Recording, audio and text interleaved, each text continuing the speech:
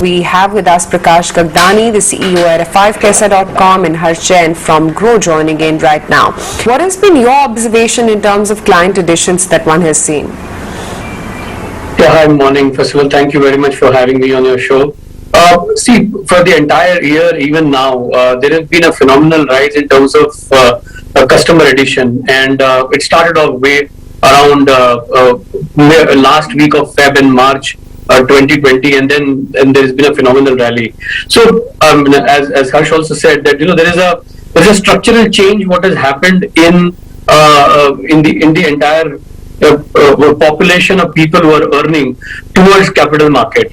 I mean, though it was slowly in the background was started somewhere around 2019-20 by investing into mutual funds, but with 2020 and the pandemic, suddenly we see a lot of millennials, a lot of tier 2, tier 3 guys coming on the platform.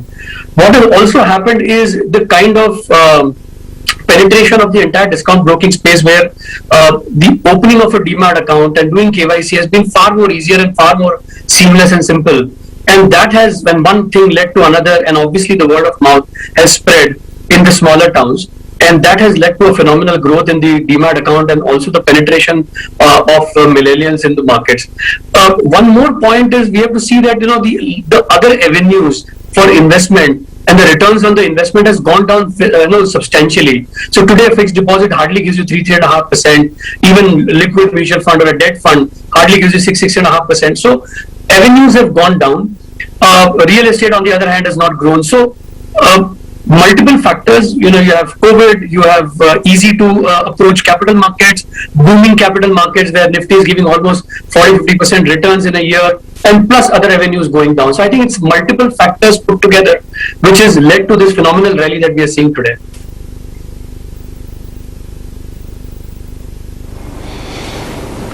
Prakash, the brokerage rates are only heading lower. In fact, there are brokerages which now say that will not charge you any brokerage also on delivery. So what is the pattern there? I mean, are brokerages now likely to get into some kind of a war in order to acquire customer, because everybody knows that current P multiples and the current private equity investment is not based on profitability or cash flows in the near term, it is on customer acquisition. So I think the price war had already started way back around 1.5, 2 years back, or maybe 2.5 years back, when discount broking companies like us and a few others have started making inroads into the capital market and started garnering the market share. So that war had already started.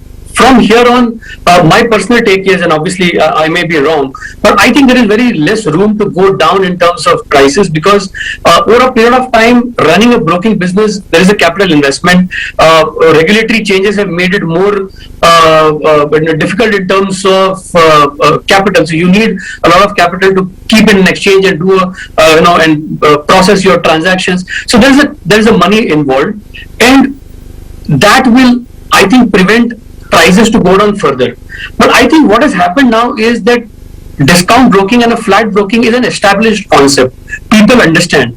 So there is a natural flow and an inclination of customers towards this space. So I think it is important that we focus on product and we focus on ease of doing business with the customers rather than doing a pricing war. A pricing war is a lose-lose situation for everyone beyond a point, irrespective. And obviously, capital is not infinite. So at some point of time, people will realize that it is important to make money on whatever your investments are, rather than just burning, in terms of acquiring customers. What is the importance of paid advice in today's time? I mean, the broker will charge you because he had paid advice, he had better research, he had better access to information and understanding. Today, all the new age platforms are giving you enabling platforms which are technology based, where you can check and decide. The advisory part is not that strong. So what happens to the typical advisory model where I give you better information and you give me business? See, advisory has always been very core to the full service discount broking arm, and I've spent a lot of my career in the full service side, and we always thought that research and advice is the key to engage a customer. It remains. But what has happened is that there is a plethora of information available, free online. there are education tools which is available, there are independent advisors which are available, and then you have for example, like us, what we have done is that we have incorporated the entire advisory and the research piece in our app, in our product. And people, if they are interested in taking that advice, they have to just pay a nominal fee, and then they are exposed to the entire research and advisory piece. But what we realized that there is a smaller section of customers who want advice from brokers, but a larger section of customers want to do their own research.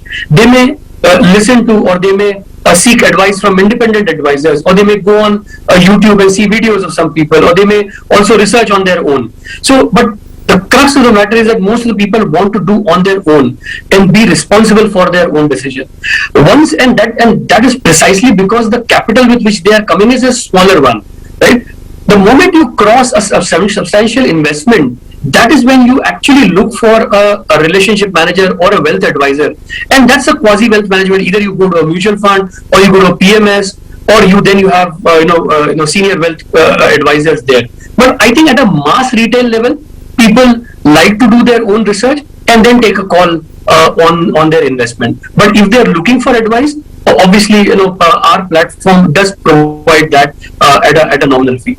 So, Prakash, going forward, where do you think the sizable opportunity for the industry is going to come? A lot of people also attribute a growth in the retail participation to the work from home model, and which is why, the pandemic gave birth to a re-emergence or an emergence of the Robinhood traders or work from home traders, whichever way you may want to call them. But going forward, where do you think the big triggers are going to come in from?